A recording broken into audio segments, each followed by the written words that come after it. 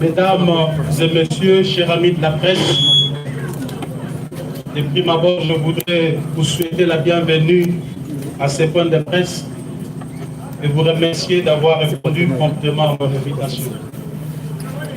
Chers chevaliers du micro et de la plume, après un si long moment de silence et de méditation, à la suite d'une série de turbulences émaillées d'actes de sabotage, d'humiliation, d'ingratitude et même de calomnie subis en début de cette année, j'ai décidé ce jour de vous convier en vue d'annoncer à l'opinion tant nationale qu'internationale que j'ai initié une formation politique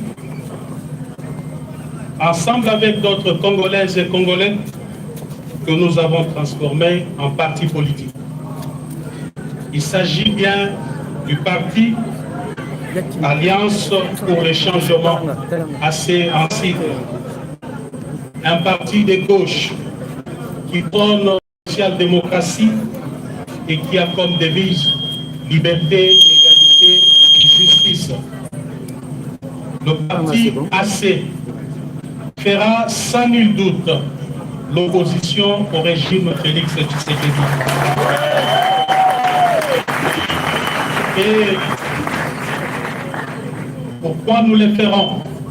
C'est exactement pour des raisons. Premièrement, d'une part, nous avons constaté l'absence d'une vision claire et d'un leadership convaincant dans le chef du président Félix Tshisekedi, et d'autre part, l'incompétence notoire et la mégestion institutionnalisée caractérisée par l'insouciance, l'irresponsabilité, la jouissance et la prédation au sommet de l'État.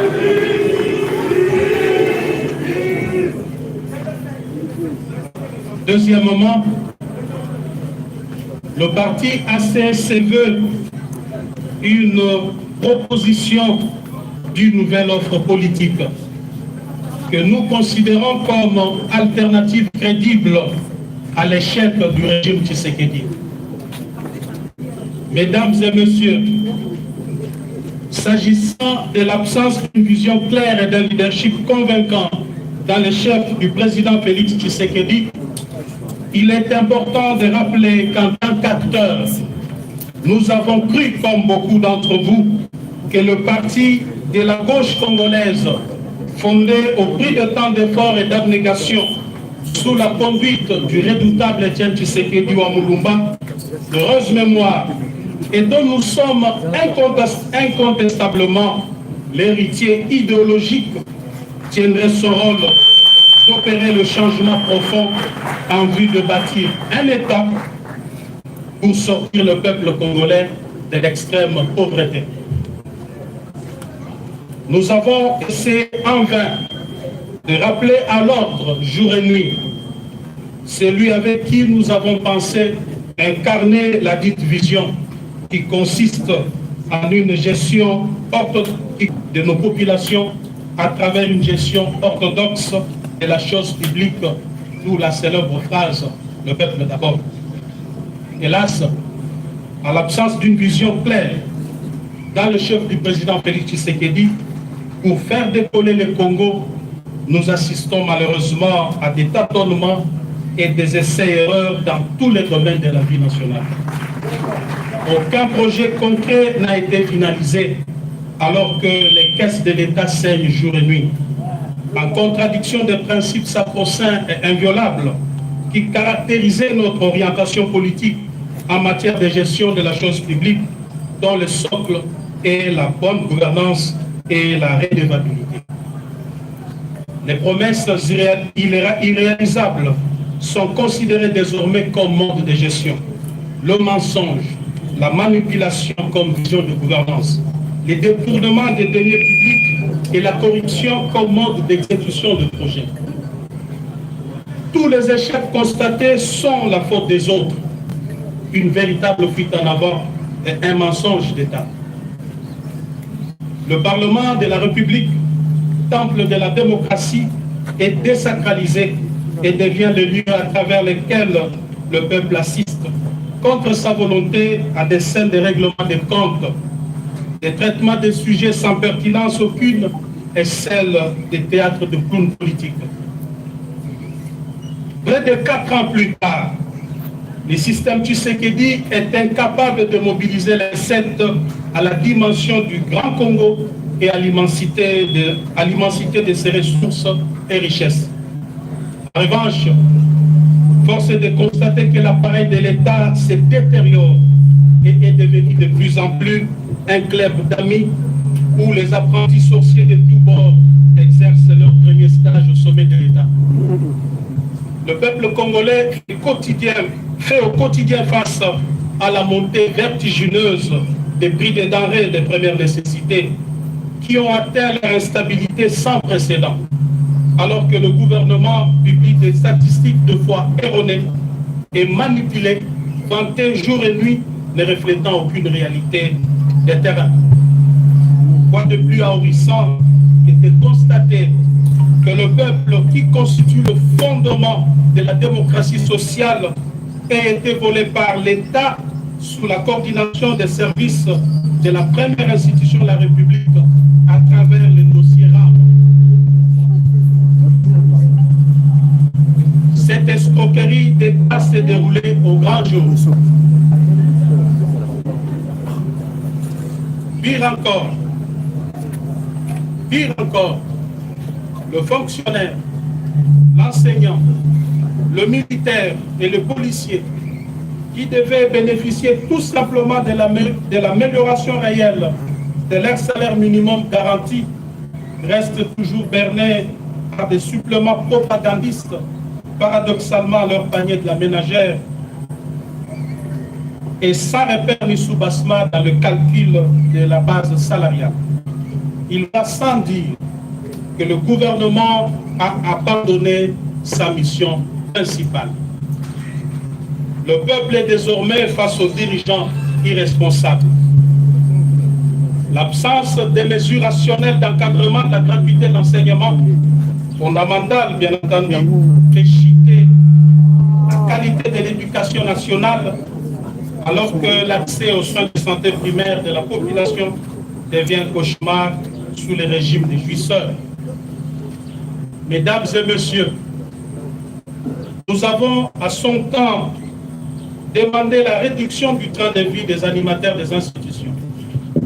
Cette réduction cadre avec la vision socialiste qui devrait guider toute action politique d'un régime dirigé par, entre guillemets, un tshisekédiste. Mais hélas, on a vu par contre la mise en place d'un système corrompu de kamikazes en enrichissement illicite, pillage et détournement des deniers publics.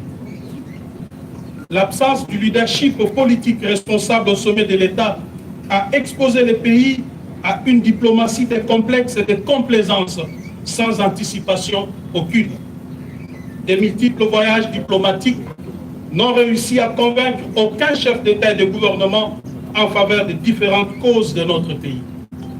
La situation d'insécurité à l'est du pays, dont les ennemis sont connus et que nous avions eu l'occasion de dénoncer les dangereux rapprochements en son temps, est la preuve éloquente que les déficits du leadership et des capacités à prendre des décisions fermes et courageuses en interne et vis-à-vis de ceux qui nous menacent pour apporter le soulagement à nos populations de l'Est tant meurtri et démontré.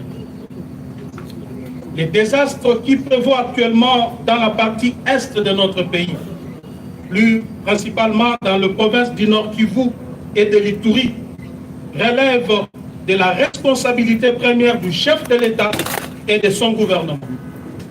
Ici de rappeler que les dirigeants actuels n'ont entrepris aucune réforme de notre système de défense et de sécurité.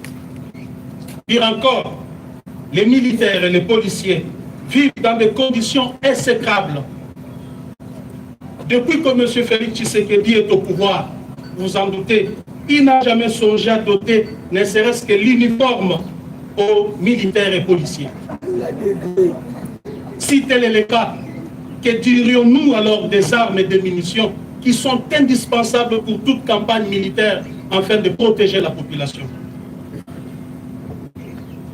Dans ces conditions, il est clairement établi que les systèmes en place exposent la République, le peuple congolais, ainsi que ses ressources naturelles.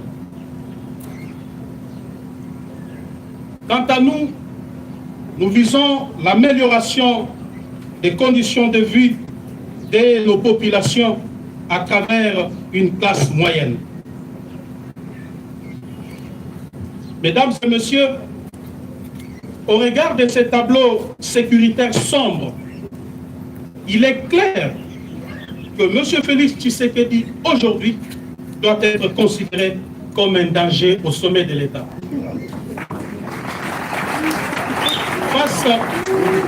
Face à ces chaos de gestion et des situations de non-État, une nouvelle offre politique s'impose à tout point de vue.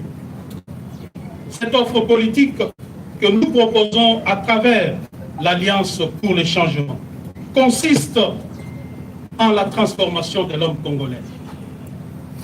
À la refondation de l'État, la mise sur pied d'un modèle économique et financier favorable au contexte congolais et à la révolution sociale à travers une gestion rationnelle et raisonnable de nos ressources et richesses naturelles.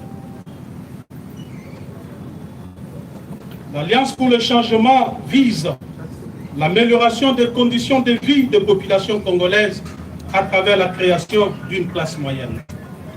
En cela, elle se veut le champion de la pratique de l'équité, de la justice et du droit, de la protection et la sécurité sociale, ainsi que de la quête permanente du bonheur partagé, en réalisant un équilibre intelligent entre l'État, le patronat et les salariés. En mettant en œuvre des mécanismes nouveaux de redistribution équitable des richesses du pays et de contrôle des finances publiques, tout en luttant contre la corruption, l'impunité, les tribalismes, les trafics d'influence, le clientélisme, le népotisme et le laxisme béat dans la gestion de la chose publique. Nous disons bref, les antivaleurs qui caractérisent le système Tshisekedi actuellement. Nous envisageons donc imposer demain l'ordre et la discipline dans ces pays. Aussi, l'Alliance pour le changement s'attellera à moderniser les méthodes de renseignement et de défense nationale pour faire face à la montée de l'insécurité dans la partie est de la République et à travers tout le territoire national, à former des unités d'élite et à renforcer la formation des jeunes aux valeurs citoyennes et au service national obligatoire, à réformer les systèmes de l'éducation et des institutions publiques sociales, à propulser l'agriculture, la pêche et l'élevage pour renforcer notre capacité d'autosuffisance alimentaire, à construire et à réhabiliter les infrastructures sociales de base, à promouvoir l'entrepreneuriat local en vue de booster l'émergence des petites et moyennes entreprises pour mener le pays vers l'industrialisation, à promouvoir le tourisme et l'art, à engager une diplomatie pragmatique de puissance et d'action, à réformer radicalement la justice et l'administration publique. Mesdames et messieurs, voilà en gros en quoi consiste notre vision. Néanmoins, nous sommes tenus de vous informer que jusqu'ici, le régime en place ne nous a pas encore délivré l'arrêté d'enregistrement pour nous permettre de fonctionner, alors que nous avons introduit la demande d'enregistrement de notre formation politique depuis le 14 juin 2022 au cabinet du vice-premier ministre, ministre de l'Intérieur. Il faut souligner qu'après examen du dossier, ces services l'ont déclaré conforme à la loi numéro 04/002 du 15 mars 2004 portant organisation et fonctionnement des partis politiques, et c'est depuis le 15 juin 2022, date à laquelle le récépissé de conformité nous a été délivré par les 10 services.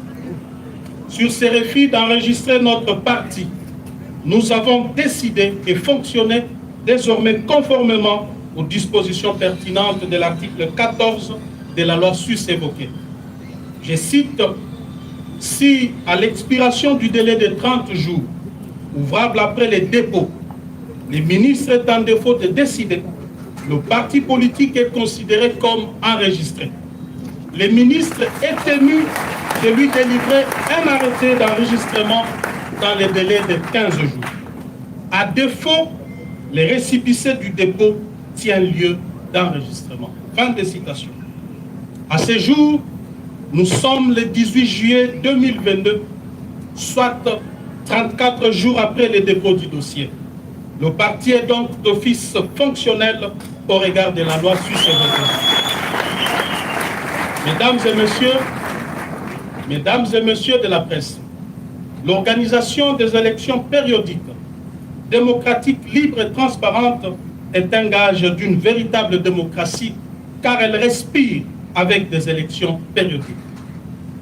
En ma qualité de sociodémocrate, combattant de la liberté pour l'instauration d'un État véritablement démocratique, je suis déçu de vous annoncer à travers ce point de presse que le régime Tshisekedi a décidé de mettre en péril la périodicité, la sincérité et la transparence des élections en préparant les glissements ainsi qu'en orchestrant une fraude massive aux prochaines échéances électorales. Le plan consiste en la création de plusieurs partis politiques mallettes dans l'entourage du président Félix Tshisekedi par les membres de sa famille et de ses amis, avec espoir de se voir distribuer des sièges à l'Assemblée nationale et dans des assemblées provinciales. Ces plans funestes, dont se vantent avec fierté et assurance d'ores et déjà les précités, visent à s'attribuer par des mécanismes frauduleux, vous vous en doutez, 300 sièges à la Chambre basse et laisser 200 pour les autres formations politiques. J'avais eu le courage en son temps de m'en prendre vertement à certains dans l'entourage du président Félix Tshisekedi pour dénoncer ces plans qui ne cadrent ni avec la vision, ni avec l'idéal pour lequel nous nous étions bâtis près de 4 décennies. J'avais également discuté plusieurs fois avec le président Félix Tshisekedi quant à ces plans, tout en lui rappelant l'épisode noir du carton jaune du 19 décembre 2016. Marche organisée par le docteur Etienne Tshisekedi afin d'exiger la tenue des élections dans les délais constitutionnels où Félix Tshisekedi et moi-même étions dans la rue. Ces jours-là, nous avions assisté à un carnage où plusieurs jeunes avaient péri la vie et le soir du même jour, le siège de l'UDPS avait été plastiqué et 7 personnes y périrent calcinées. Cet épisode sombre de notre histoire commune traduisait non seulement notre engagement à l'instauration d'un État véritablement démocratique, fondé sur les valeurs qui sous-tendent toute société moderne, mais aussi le caractère cosmogonique de notre combat au regard du nombre de victimes enregistrées dans nos rangs, que nous considérons à juste titre comme des martyrs de la démocratie. Et j'avais dit au président Tshisekedi qu'il n'est pas organisé des élections libres, démocratiques et transparentes dans les délais constitutionnels, en dépit du bilan largement négatif, trahirait notre idéal de combat, détruirait les mythes d'Etienne Tshisekedi et cacherait sur la mémoire de nos martyrs. Eu égard à tout ce qui précède, mes chers amis, vous allez constater avec moi que les divergences de vues et persistantes étaient des tailles entre moi et le président Félix Tshisekedi. C'est comme ça qu'en ce jour, devant vous, je lance un appel au peuple congolais, à tous ceux qui avaient cru dans le combat d'Étienne Tshisekedi, de se mobiliser pour barrer la route à ces régimes, des irresponsables jouisseurs qui se définissent comme antithèse du tshisekédisme. Ne pas les faire pour risque de pérenniser la souffrance et le maintien de la République dans le sous-développement avec péril de plonger le pays dans une guerre civile inutile. M. Tshisekedi doit désormais savoir que cette manœuvre ne passera pas. Et je m'engage personnellement à affronter aux côtés du peuple cette machination. Parce que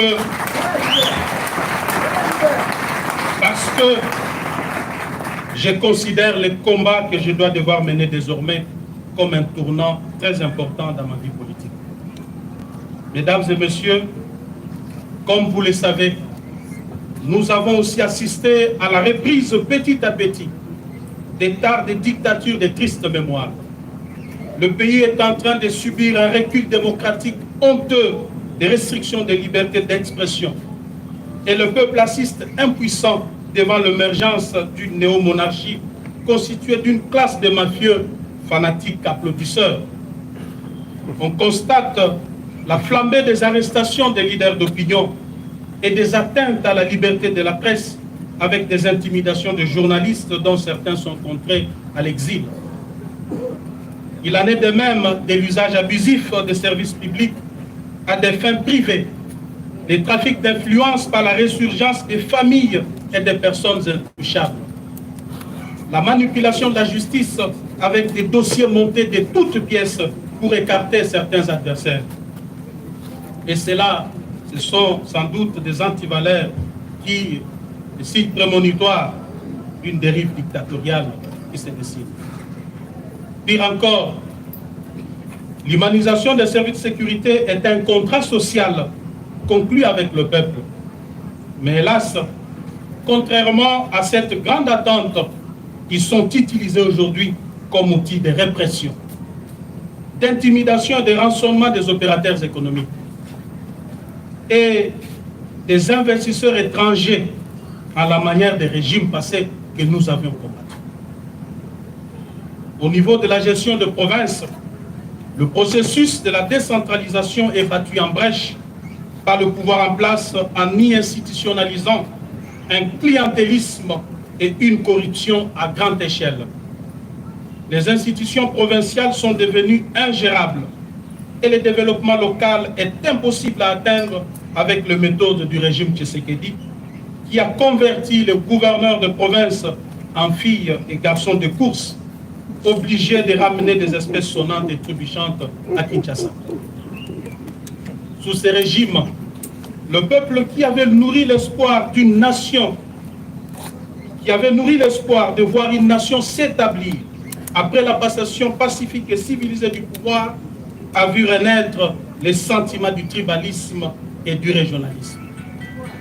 L'opinion nationale est scandalisée de la reprise avec force de l'impunité dans notre pays, dont le corollaire est la consécration de la justice à double vitesse.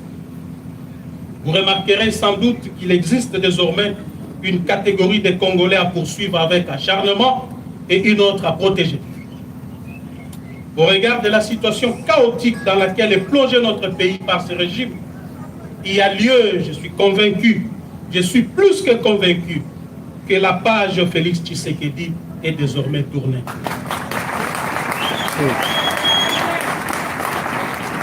Quant à nous, notre responsabilité première sera celle de mobiliser le peuple souverain en vue de mettre fin à cette prédation qui s'est installée dans les institutions du pays. Il est temps de sauver le bateau Congo avant qu'il ne chavire complètement avec son commandant de bord qui les fait naviguer sans boussole ni repère.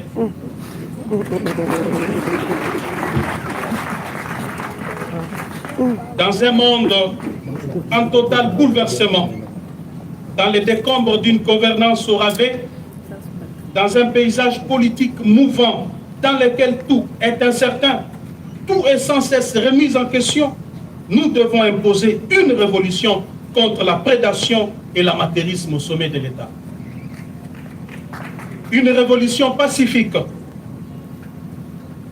démocratique, mais une révolution, celle du bon sens, car si le peuple n'arrête pas cette prédation, elle ne s'arrêtera pas et l'hécatombe s'abattra sur le Congo. Parce que rien ne va de soi, que tout relève de l'anticipation et de la volonté, du travail et de l'ardeur. L'avenir n'est pas ce qui va arriver, mais ce que nous allons faire ensemble. Pour terminer, nous voudrions préciser que nous ne réglons de compte à personne et nous ne comptons mener une guerre à personne. Nous ne réglons que des problèmes de la RDC pour laquelle nous sommes désormais résolument engagés. J'ai saisi d'ailleurs cette occasion pour remercier de tout cœur ceux qui m'ont soutenu pendant le moment des tumultes et d'agressions injustes que j'ai subis. Toutefois, je dois leur rassurer que de tous ces événements, rien ne m'a ébranlé. En revanche, je les ai transformés. En énergie nécessaire qui m'aidera à faire face à l'adversité dans le nouveau combat que je suis appelé à mener désormais aux côtés du peuple congolais au sein du parti Alliance pour le changement. Il faut un nouveau leadership à tout prix pour la RDC. Ainsi, je pardonne à tous ceux qui m'ont fait tant de mal. En même temps, je demande pardon à tous ceux qui se sont sentis offensés par mes actes et mes décisions politiques. Mesdames et messieurs de la presse, vous serez conviés dans le tout prochain mois à la cérémonie de sortie officielle du parti Alliance pour le changement, au cours de laquelle nous dévoilerons notre projet de société ainsi que les grandes actions que nous comptons mener jusqu'à la victoire finale. À présent, je me mets à votre disposition pour répondre à toute préoccupation liée à l'objet de notre point de presse de ce jour. Je vous remercie. Allez, merci, chers journalistes, de l'attention. Et sachez que juste maintenant, vous aurez une série de questions-réponses. Et nous avons prévu 5 questions pour les médias. 5 questions. Pas plus que cela. 5 questions. Et il y a déjà certains qui sont enregistrés, bien évidemment ici. Il s'agit de RFI, il s'agit de Rachel Pouchita, il s'agit de Top Congo, CCTV JR et la radio Okapi. Vous allez devoir donner la parole. Voilà. Écoutez, vous allez devoir donner la parole à tout le monde. Oui, ça c'est codé, c'est pas normal.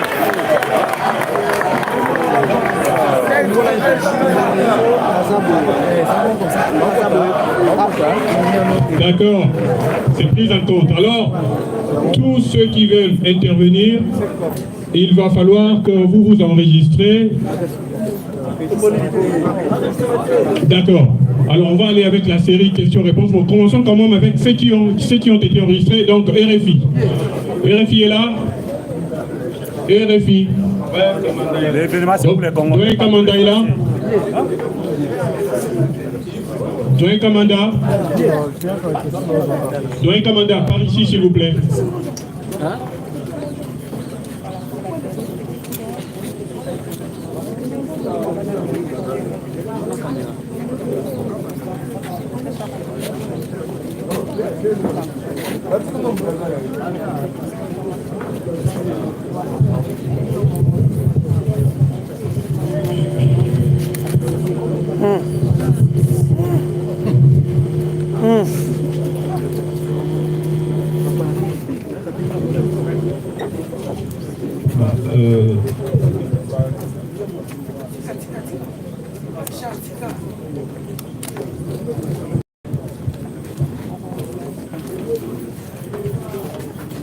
Honorable Jean-Marc Kaboum, nous vous découvrons aujourd'hui chef de parti, que vous avez déjà été même à titre intérimaire, mais aujourd'hui c'est votre propre parti. Est-ce que s'est dit clairement que entre vous et l'UDPS, c'est fini, le mariage est cassé. Ben, il n'y a pas à redire là-dessus, M. Kamanda. C'est clair que j'ai créé un parti politique ensemble avec des amis et je n'ai pas mâché du mot pour vous dire que ce parti se classe dans l'opposition contre le régime qui s'est dit.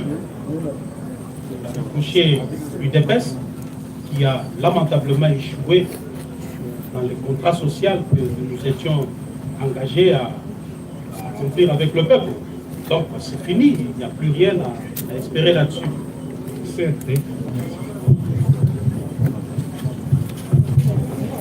Oui, merci doyen Kamanda. À présent, nous allons partir avec ceux qui ont été. Après RFI, c'est Rachel Fouchita. Rachel. Merci beaucoup, Rachel Kitita, pour Actu 30. Monsieur, j'allais dire président Jean-Marc Kabound, aujourd'hui que vous lancez votre parti politique, très critique à l'envers du régime Tshisekedi, mais vous-même, quelle est votre part de responsabilité? Puisque vous avez été à la manœuvre jusqu'à votre départ de l'Assemblée nationale. Est-ce que vous aussi, vous êtes comptable du régime Félix Tshisekedi? 2023 pointe à l'horizon. Vous avez déjà une candidature en vue, vous-même. Comment ça va se passer pour 2023, pour la candidature présidentielle? Merci. Merci beaucoup, Madame Rachel. Ma responsabilité, si je dois l'établir, je pourrais encore regretter ici pourquoi avoir contribué substantiellement à ce que Félix Tshisekedi soit président de la République.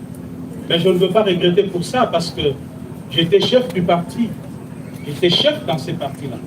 Étant donné que tout parti politique a pour vocation la conquête du pouvoir, son exercice et sa conservation, je suis tenté de ne pas regretter aujourd'hui pourquoi avoir consacré mes énergies et mes forces afin que l'UDPS accède au pouvoir. Mais tout simplement, je regrette l'échec de celui en qui nous avions placé notre confiance et je crois que c'est une page que nous devons tourner rapidement. Mais pour tout ce qui reste, je crois que j'ai joué mon rôle. J'ai joué mon rôle en tant que responsable dans le 4000 pour rappeler chaque fois à notre ami qui est aujourd'hui président de la République les bien fondés de notre combat. Je n'ai pas été quelqu'un qui le flattait. Il peut l'attester lui-même que je lui disais ce qu'il ne voulait pas entendre. 9 fois sur 10, je lui disais régulièrement non. Ça voudrait dire que j'étais conséquent avec moi-même. Je dois vous dire que j'ai été opposé à plusieurs dossiers, opposé à plusieurs propositions ou à plusieurs décisions de gouvernance de M. Félix Tshisekedi. C'est notamment le dossier RAM. J'ai été farouchement opposé, mais qu'est-ce que je pouvais faire parce qu'on était dans un régime, on était dans un système. Devrais-je sortir pour dire au peuple que voilà, je suis contre ce qui est fait là-bas? Vous, les journalistes, vous aurez dit crier à l'amateurisme. Comment il est là-bas et puis il vient nous dire qu'il est contre. Pourquoi il ne démissionne pas?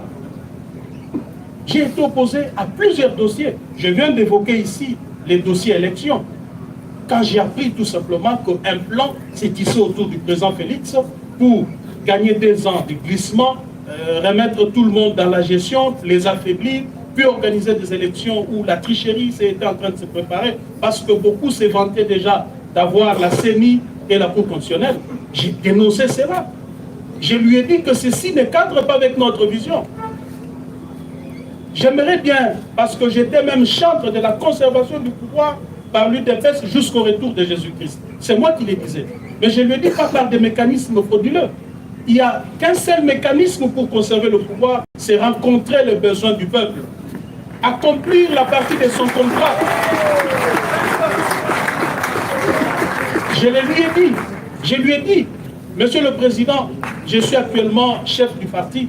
Tout ce que moi je vous demande, donnez-moi le bilan aux prochaines élections, je vous donne une majorité. Mais s'il n'y a pas de bilan, il ne faut rien espérer. Je ne ferai pas de la magie.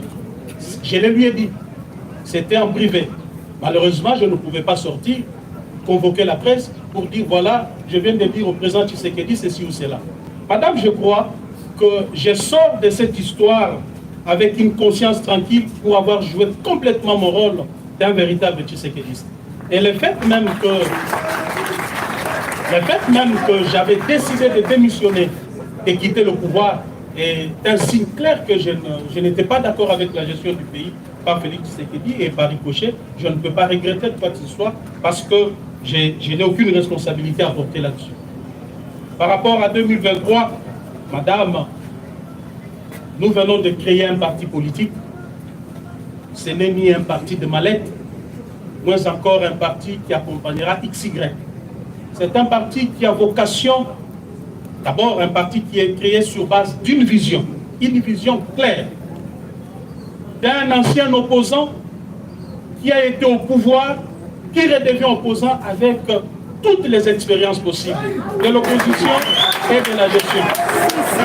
Alors, en tant que parti politique, notre objectif serait de conquérir le pouvoir pour concrétiser notre vie. Je vous ai dit ici que notre vision, je l'ai même résumée. Je l'ai résumée. Elle consiste en quoi? La réformation de l'homme congolais, la refondation de l'État.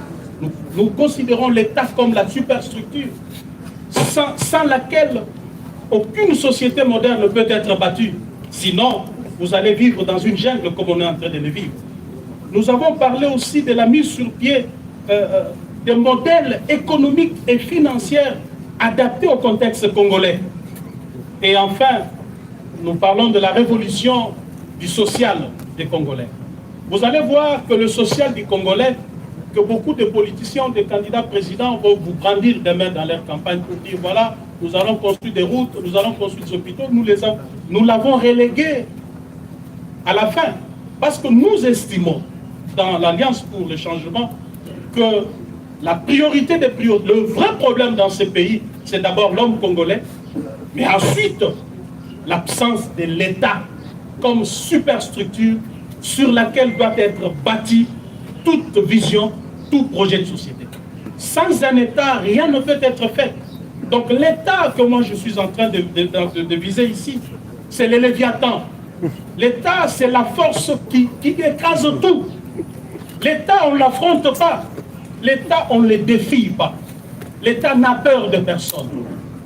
C'est la force. L'État couvre tout le monde. Les chefs de l'État, sa famille biologique, ses amis sont tenus par l'État. Il n'y a personne qui peut se substituer à la place de l'État ou être au-dessus de l'État. C'est ça notre vision. Nous estimons que demain, nous allons imposer cela. Et l'État, parce que vous le savez bien, c'est une fiction juridique. Il n'existe pas matériellement, à la différence de la nation qui est un groupe d'individus qui se reconnaît à travers une histoire, une culture et autres.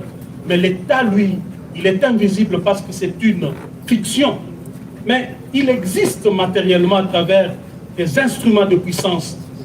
Et ces instruments de puissance, nous les avons classés en 6. C'est l'armée, la police, les services de sécurité, la justice, l'administration et les relations étrangères. Voilà ce que... Nous invitons à présent Top Coco FM avec Juno Rema. Honorable, bonjour. Bonjour. Ma question, vous avez dit tantôt que vous allez combattre ce régime. Vous considérez qu'il y a échec du combat que vous aussi vous aviez mené à l'époque. Est-ce que vous allez vous allier aussi aux autres qui sont opposants à ce régime pour pouvoir combattre ce que vous avez dénoncé ici comme fraude électorale? Merci. Merci beaucoup, madame, pour la question. Je crois qu'à ce niveau des débats, nous devons être prudents et même faire un petit tour en arrière parce que nous sommes en train, dans ce pays, malheureusement, de revivre l'éternel recommencement. Cet éternel recommencement voudrait dire quoi? Ceux qui sont au pouvoir, ils sont ennemis du peuple, et ceux qui sont dans l'opposition sont chouchoutés par le peuple, portés par le peuple. Ils composent un attelage mal assorti dès qu'ils accèdent au pouvoir. Du coup, ils deviennent aussi des démons. Ceux qui étaient démons au pouvoir hier, par manque de résultats de ceux qui sont au pouvoir aujourd'hui, redeviennent saints, et c'est un cercle vicieux. L'Alliance pour le changement voudrait casser ces cycles infernal qui plongent le pays dans le désastre. Ça voudrait dire quoi, madame? Ça voudrait dire que toute alliance sera basée sur une vision. Toute alliance sera basée sur des idéologies. Notre parti, je vous l'ai dit, c'est un parti socialiste, de la social-démocratie. Donc, on voudrait bien savoir quelle est la vision politique de tel ou de tel, quelle est son appartenance idéologique, afin que nous puissions réfléchir sur ce que nous pouvons faire demain. Nous ne serons pas prêts à faire cela parce que nous avons vu les dégâts que cela a causé au pays. C'est comme si on était dans une sorte de course à l'accession du pouvoir. Juste pour accéder au pouvoir, c'est partagé entre acteurs politiques et du coup, on prend le peuple en otage parce que ce n'est pas la vision qui guide l'action politique, mais plutôt les intérêts, notamment le partage de pouvoir, le partage du gâteau, bien entendu, et les intérêts que cela procure. Donc demain, l'AC va s'engager dans le processus électoral pour gagner les élections à tous les niveaux. Mais nous ne fermons pas la porte. Nos portes sont ouvertes pour des personnes crédibles, des personnes qui partagent les mêmes convictions que nous, des personnes qui ont la même vision que nous. Mais si tel n'est pas le cas, nous avancerons. Et maintenant, nous allons inviter JR Mokolo de CCTV pour sa question. Bonjour honorable. Bonjour. Je voudrais d'abord rappeler, vous avez rappelé tous les incidents, les incompréhensions qu'il y a entre vous et le chef de l'État et sa famille politique et surtout son entourage. Mais nous rappelons par exemple que l'incident, la goutte d'eau qui a fait déborder le vase, c'était votre intervention dans la solution de l'incivisme routier que nous constatons jusqu'à maintenant. Parce que vous étiez indigné, vous avez estimé que vous devriez contribuer à mettre un peu de l'ordre dans ces secteurs. Ça vous a valu. Donc je ne sais pas, aujourd'hui on se rend compte, honorable Jean-Marc Cabot, que ce phénomène en tout cas s'est accentué. Ces derniers temps, on a affaire à des mototaximens, par exemple, ils sont même à la base des accidents et ils se font justice. Dernièrement, il n'y a pas longtemps sur la route des poids lourds, ils ont brûlé la Jeep de quelqu'un qui n'était même pas fautif dans cet accident-là. Je ne sais pas, au-delà des actions ponctuelles que vous meniez à l'époque et qui vous ont valu en tout cas des déboires avec le pouvoir actuel, est-ce que vous avez vous-même et votre parti une solution pour mettre fin en tout cas à ces phénomènes qui est en train vraiment d'endeuiller beaucoup de familles et puis de terroriser pratiquement beaucoup de Congolais? Merci. Merci beaucoup. Vous avez dit votre nom? Jean Romance Mokolo. Merci beaucoup. En fait, quand cet incident s'était passé, j'étais chez moi ici, j'ai passé en revue les tours des médias audiovisuels. J'ai vu comment les journalistes, leurs invités, étaient en train d'analyser. Des fois, j'étais surpris et choqué d'entendre ce qui sortait de la bouche et de certains journalistes et de certains politiques. Mais merci beaucoup, Monsieur Jean, pour avoir dit que j'ai contribué, en menant ces actions, j'ai contribué au civisme routier dans ce pays. Vous savez, au jour d'aujourd'hui, si j'ai eu à le faire hier, les gens parfois me taxaient d'arrogant. Oh, mais comment lui, le premier vice-président, il se permet de freiner tout ça? Est-ce soit à un usager de la route? Que j'avais besoin, même si mon arrogance avait atteint le paroxysme, est-ce que j'avais le temps? Parce que je n'avais même pas le temps pour ma famille, mes amis et autres.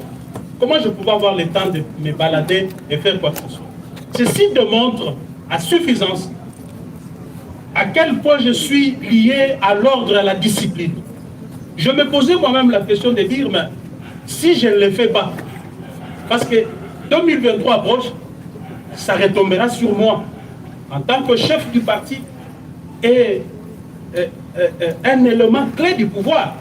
C'est comme ça que vous m'avez vu, par exemple, dépasser par les événements. J'étais appelé à toucher à gauche, à droite. Ce n'était ni de l'arrogance, ni parce que j'ai manqué à faire. Mais aujourd'hui, que j'en ai assez parce que mes amis ne m'ont pas compris, je suis opposant. Je ne vois pas de solution à donner à cela, monsieur. Nous allons tous constater, malheureusement, avec le peuple, que le pouvoir en place est incapable d'imposer l'ordre et la discipline dans ce pays. Tout ce que je peux faire, c'est de demander au peuple de se mobiliser, afin de chasser Félix Tshisekedi en 2018. Parce que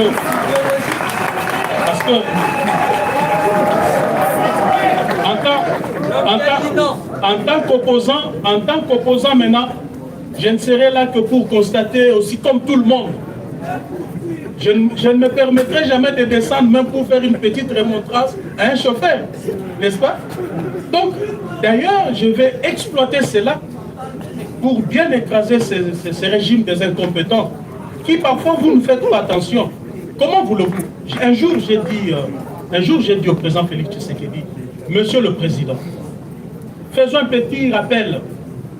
Notre leader Maximo, Feu Etienne Tshisekedi, il est élu Premier ministre.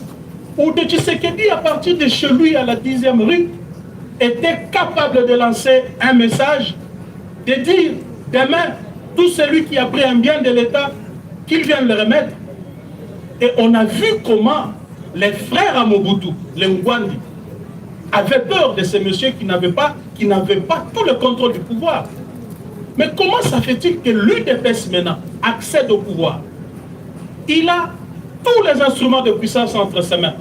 Mais nous sommes incapables d'assurer ne serait-ce que la circulation routière.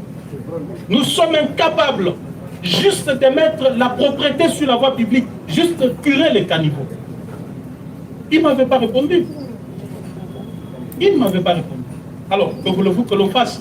Tout simplement, nous allons constater avec le peuple que le monsieur a lamentablement échoué et qu'aux prochaines élections, il soit mis hors d'état de nuire. Eh oui. À présent, nous allons inviter Paul Matendo de la radio Okapi pour la question. Merci beaucoup, honorable Jean-Marc Kaboun, bonjour. Bonjour. Quelle lecture faites-vous de la situation sécuritaire à l'est du pays et de toutes les négociations que mène le gouvernement à Nairobi et à Luanda? Quelle est votre lecture personnelle? Merci. Merci beaucoup, cher ami Paul Matendo. Merci pour cette question. Cher chevalier de la plume, la question de l'insécurité dans la partie est de notre pays traduit de manière claire l'incapacité de M. Tshisekedi à imposer la paix, la sécurité, voire même l'ordre et la discipline dans ce pays. J'ai vu malheureusement, quand le M23 a pris Bunagana, donc quand le feuilleton M23 commençait, les manipulateurs de ce pouvoir montaient des messages dans des laboratoires, des services, pour dire voilà, il faut être patriote, le pays est agressé, allons faire ceci contre le Rwanda, faisons cela contre le Rwanda. J'ai vu même de jeunes gens marcher contre, faire un sit-in devant l'ambassade du Rwanda, et beaucoup se sont posé des questions. Mais pourquoi l'honorable Kabound n'a même pas fait un tweet? Il n'en a pas même évoqué. Je n'ai pas parlé, parce que je considère que ce qui se passe, on est en train de manipuler l'opinion et le peuple. Ici, il est question d'un État. Je vous ai dit ici qu'un État, c'est ça notre incarnation. Donc l'État est là. L'État, on ne l'attaque pas, on ne le bouge pas. L'État, c'est le sommet. Au-dessus de l'État, il n'y a rien. Lorsque M. Tshisekedi ne maîtrise pas la notion de l'État, voilà que nous sommes en train d'assister des choses auxquelles lui pense que c'est de la blague. L'État, ce n'est pas la 10e rue où on pouvait s'aventurer à faire ceci ou cela. L'État, c'est l'État. Il a ses mécanismes et ses moyens de fonctionnement qui requièrent de l'intelligence, de l'anticipation, de la sagesse dans les chefs de celui qui l'engage.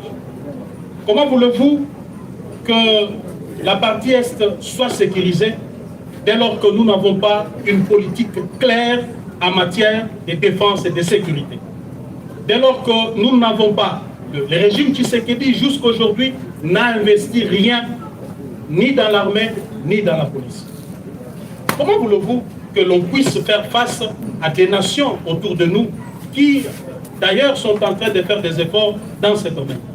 Donc aujourd'hui, le peuple congolais, plus particulièrement dans la partie Est, est sacrifié du fait que Félix Tshisekedi n'est pas en mesure d'imposer la paix dans cette contrée.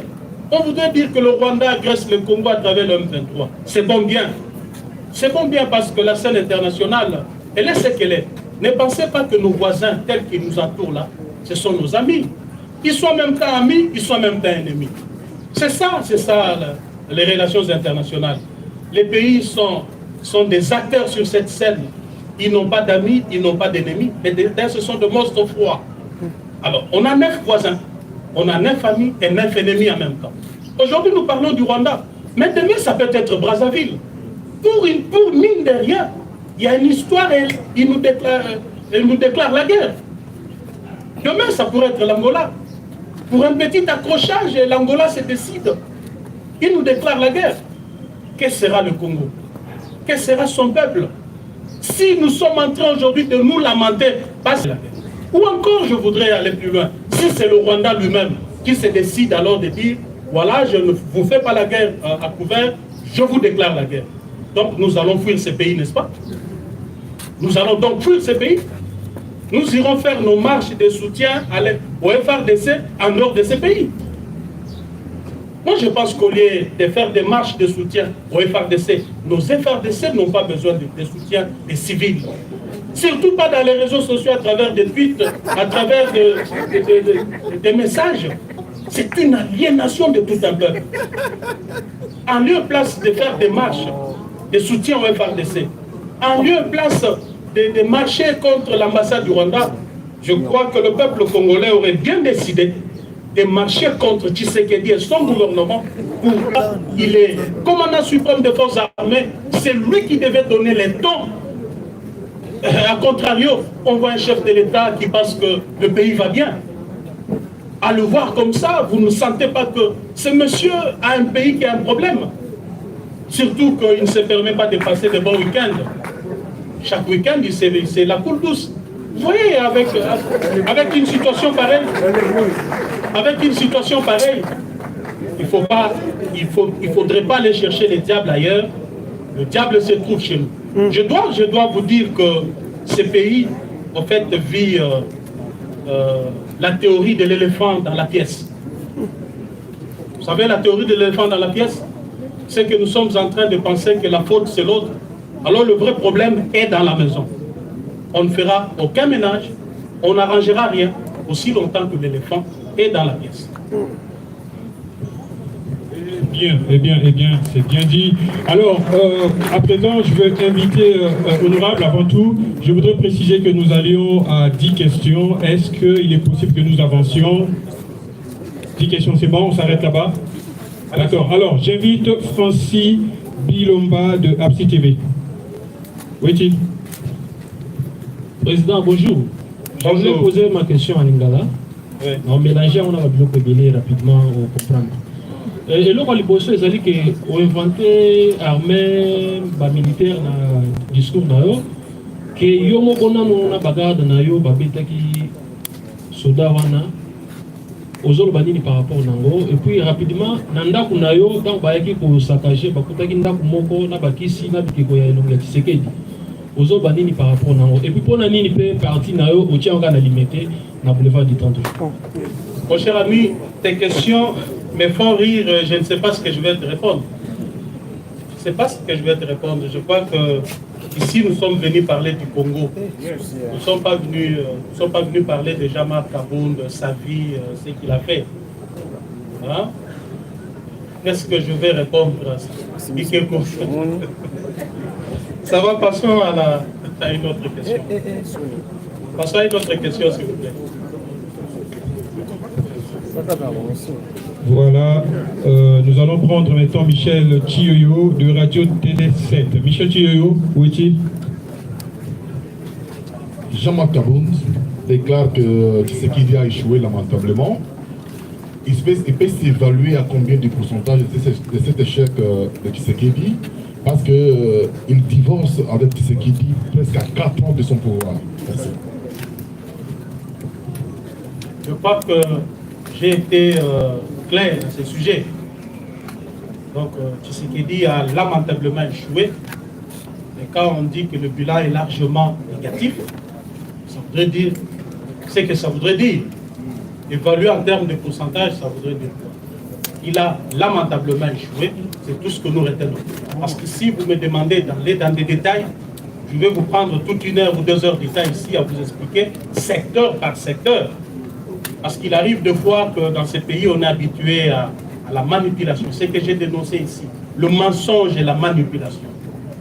On résume le bilan de tout un régime par des histoires fades. Parce qu'on a construit une école à gauche, on a construit une route de 100 km à droite et on dit que le bilan est positif. Non, le bilan d'un régime doit être global. Il doit intégrer tous les aspects de la vie. Un régime, lorsqu'il travaille dès le début, d'ailleurs je vous ai dit ce que je ne vous ai pas dit, la vision c'est quoi? Quand on dit que quelqu'un a une vision politique, ça voudrait dire qu'il connaît le problème de son pays, il envisage des solutions qu'il compte y apporter, et quand on met le problème et les solutions sur la balance, c'est ce qu'on appelle vision politique. Donc, quand on connaît bien son pays, on peut se dire aujourd'hui qu'avant d'accéder au pouvoir, j'ai trouvé mon peuple avec un taux d'accès à l'eau à tel pourcentage. J'ai trouvé mon peuple avec l'accès à l'électricité à tel pourcentage. J'ai trouvé mon peuple avec l'accès aux soins de santé de qualité à tel pourcentage. J'ai trouvé mon peuple avec l'accès à un logement décent à tel... Tout ça, ça fait partie de la globalité de la vie dans une nation. Et quand on évalue un régime, on l'évalue de manière globale. Pas sur base de 10 km de route ou de 2 écoles construites à gauche et à droite. Je trouve que ça, on est habitué. On est en train de flouer le peuple. Et ça, c'est depuis la nuit des temps. Que chaque fois qu'un régime est là, on vous brandit une école construite à gauche. On vous brandit 2 fois dans les réseaux sociaux. C'est des montages qu'on fait. Et le peuple, pour dire au peuple que voilà, le bilan est positif. Moi, je crois que nous devons évaluer un bilan sur base des éléments globaux qui constituent la vie socio-économique, environnementale de l'homme congolais. Merci. Ok, à présent, donc nous passions à la 9e personne, Christophe Ilunga, Kanelkin. Christophe Ilunga. Honorable Jean-Marc Kaboun, depuis votre démission à l'Assemblée nationale, vous n'êtes pas présenté à la plénière. Au cas où on doit invalider votre candidature, que sera-t-il votre réaction? Mais je ne suis pas invalidé. Nous sommes en vacances parlementaires, ce qui sous-entend qu'à la prochaine session, je serai présent. Vous parlez déjà vous envisagez déjà le futur. Hein? Non, mais écoutez, je suis député national, je me présenterai à la prochaine session parlementaire. Donc écartez toute hypothèse de mon invalidation. D'accord. Dernière certainement question. Billet grâce, Monde 24. Bonjour, honorable Jean-Marc. Bonjour. Honorable, j'aimerais bien poser les questions en français, mais pour aider aussi mes confrères en ligne, j'aimerais parler en lingala, si vous me permettez. Vas-y. Voilà. D'abord, on a commencé d'abord à vous féliciter parce que je comprends que vous gardez toujours votre tête de radicalisme. Alors, monsieur Jean-Marc Kaboun, honorable, aujourd'hui, vous êtes très radical contre le pouvoir en place. Ozala qui n'a eu de pèse. Pendant les bandelites aux pouvoir, au bout du combat, au lelo ozo téléméla que bilan et à président de la République est tellement négatif. Mais on se rappelle Yozala qui vice-président et Assemblée nationale, premier vice-président de l'Assemblée nationale. Et là, on a proposé pendant que Kozalaki, premier vice-président de l'Assemblée nationale, pour la population. Alors, mon cher ami, je préfère bien répondre en français pour que les mots me viennent aisément. C'est bien. L'ami voudrait savoir ce que j'ai fait parce que je suis très critique envers le régime Tshisekedi maintenant. Je voudrais savoir ce que j'ai fait. Mais je vous ai expliqué ici que j'étais un élément clé de ce régime. Et deux fois, il fallait concilier mon attitude de combattant de la liberté, gardien de notre vision et les réalités étatiques qui consistent à créer cet équilibre pour ne pas créer des situations difficiles au pays. Et j'ai eu, dans un cadre restreint, dans un cadre privé, rappelé plusieurs fois au président Tshisekedi l'idéal de notre combat. Il vous souviendra que lorsque j'étais au bout de mes souffles, lorsque je me suis senti à la fin parce que je ne pouvais plus continuer, j'ai eu à dénoncer. Consultez bien l'histoire de ces palais. Je parle bien du palais du peuple. Consultez son histoire. Depuis notre accession à l'indépendance, y a-t-il eu un jour un vice-président de cette chambre, élément clé du pouvoir, qui a décidé de descendre du perchoir pour dénoncer l'hypocrisie du régime auquel il appartient? Avez-vous vu ça? Je suis le premier à l'avoir fait. Donc si je l'avais fait, ça voudrait dire qu'en aparté, j'ai beaucoup fait.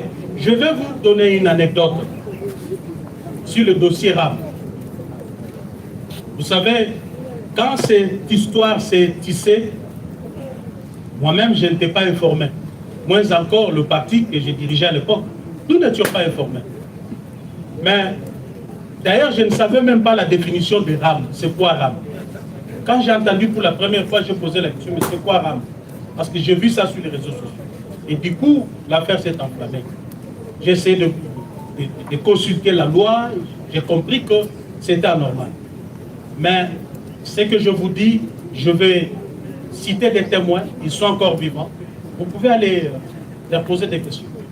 À la veille de la motion qui a été initiée contre le ministre du PETELTI, nous sommes allés, moi, le Premier ministre, le ministre du PETELTI, le DG de la RPTC, un sujet, un expatrié, je crois, ça devait être un Français.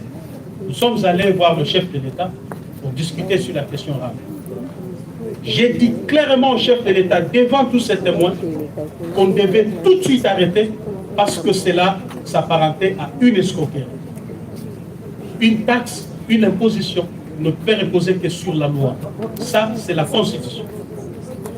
Et ce qui se passe, et d'ailleurs, lorsqu'on impose ou on taxe, l'argent doit aller directement dans le compte du Trésor public. Étant donné que l'argent de RAM ne va pas dans le compte du Trésor public, et cela ne repose pas sur une disposition légale, Monsieur le Président, nous devons arrêter ça parce que ça risque de nous poser d'énormes problèmes. Alors, la réponse était que mais oui, mais est-ce qu'on doit le faire parce que là il y a la pression de l'opposition, ça donnera l'impression que nous, on a failli devant l'opposition, nous devons résister. J'ai dit, Monsieur le Président, il n'est pas question de l'opposition, mais il est question du peuple. Nous devons écouter le peuple. Bon, ça va, on va d'abord alléger. On a allégé. Est-ce que vous saviez que ce que je vous dis ici avait eu lieu? Mais je ne pouvais pas sortir sur la place publique pour le dire. Que maintenant, là, je viens de dire au chef de l'État, ceci ou cela. Je vais aller plus loin. Un mois plus tard, je fais appel à un grand ami du président de la République chez moi ici. Je ne vais pas encore citer son nom parce qu'il est encore vivant. C'est moi, Djambita, le DG du journal officiel. Je lui ai dit, toi tu es ami du chef de l'État. Écoutez ce que je compte aller lui dire. Je préfère que tu sois là. Le dossier RAM, c'est vrai, on l'a arrêté, mais il se pose un sérieux problème. Le chef de l'État doit communiquer, il doit parler, il doit communiquer sur cette question. Il doit dire au peuple combien d'argent a été mobilisé dans cette histoire. Et parce que cet argent n'est pas entré directement dans le compte du Trésor public, il doit présenter au peuple des projets concrets que cette somme devra financer. S'il ne le fait pas, je suis convaincu que ça sera un caillou dans sa chaussure. Un jour, j'ai craint qu'il ne puisse répondre de cette histoire. J'en ai parlé à moi, et je suis allé personnellement dire la même chose au chef de l'État. Je lui ai dit, Monsieur le Président, convoque une conférence de presse, communique le montant de l'argent que RAM a récolté. Dis au peuple ce que cet argent va faire. Non seulement le dire, mais pour moi, je propose même qu'il y ait des projets concrets déjà entamés que vous allez devoir montrer au peuple que voilà, moi j'ai entendu de montants 300 millions, 350, 500 millions, je ne sais pas. Mais vous dites, si c'est 300 millions, voici tel projet va nous coûter 30 millions, voici tel projet va nous coûter 40 millions, voici 100 millions, et l'affaire RAM est terminée. Si vous ne le faites pas, je crains qu'un jour, vous puissiez courir derrière le barreau dans ces dossiers. Mes chers amis, avez-vous entendu que dans un régime, depuis notre accession au pouvoir, quelqu'un a dit ça à un président de la République, son bras droit lui a dit ça? Je suis parfois l'unique dans ce pays qui a eu le courage de dire au chef de l'État des choses impossibles. Il y a beaucoup de choses que je ne peux pas vous dire ici. Je lui ai dit beaucoup de choses. Et curieusement, ça créait un fossé entre moi et lui. Tellement que les divergences étaient devenues de taille. Certaines personnes ont commencé à me dire que M. Kabound ne te respecte pas, Kabound est trop arrogant, il se croit, il pense que c'est lui le président. Des histoires à dormir debout tout simplement parce que j'étais dans la vérité et je disais ce que je pensais être vrai, un homme libre, un tshisekidiste convaincu. Ce n'est pas le pouvoir qui devait changer ma perception des choses.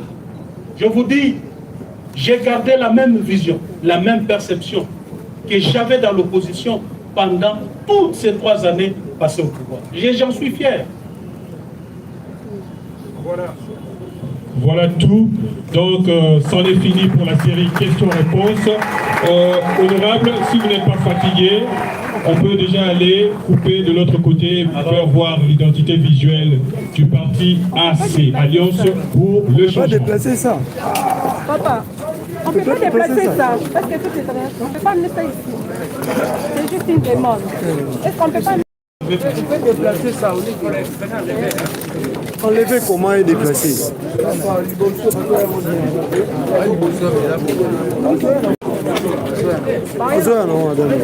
La meilleure solution. Nous sommes l'intégalité. On